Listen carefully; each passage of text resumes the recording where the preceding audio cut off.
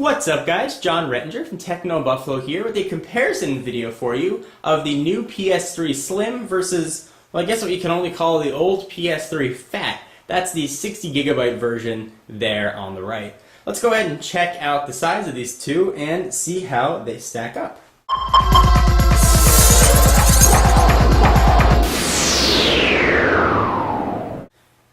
From the side and the front of the device, you can see that there are pretty big differences, especially in the girth of it. When you look at the top, that's really where it's most noticeable.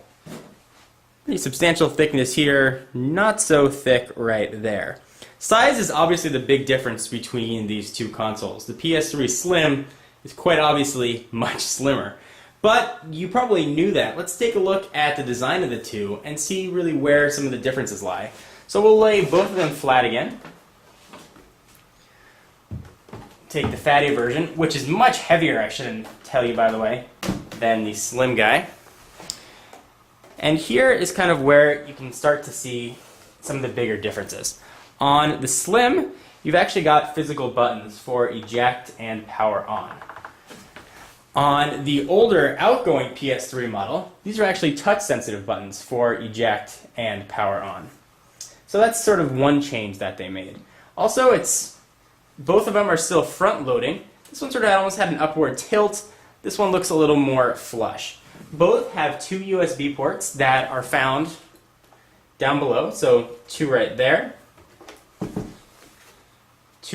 both on the right hand side of the devices.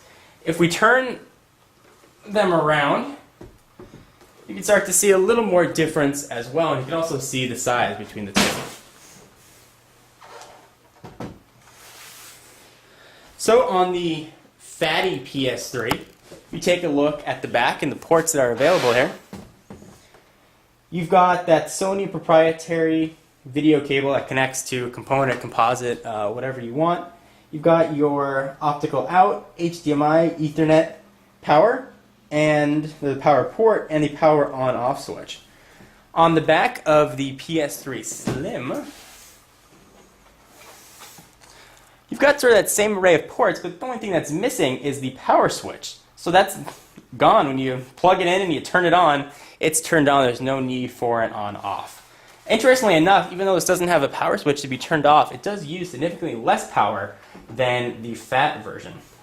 So from an aesthetic standpoint, it's really going to depend on what you prefer, whether you like the piano black, sort of glossy feel, fingerprint magnet of the outgoing PS3, whether you prefer the slim, sort of matte feel of the new Slim version. They both do exactly the same thing. This one has a little bigger hard drive, but they're both user replaceable, so you can put them on any even keel. Definitely going to come to a personal preference. Both are going to run you $299, and I think a very fair price is $299. I think that you're getting one of the best firmware upgradable Blu-ray players, and you also get the ability to play games if that's your thing. So guys, hope you enjoyed. This is John Rettinger for TechnoBuffalo.com. For exclusive content, be sure to check me out at Twitter, twitter.com/John4Lakers. I'll see you guys in the next video. Bye-bye.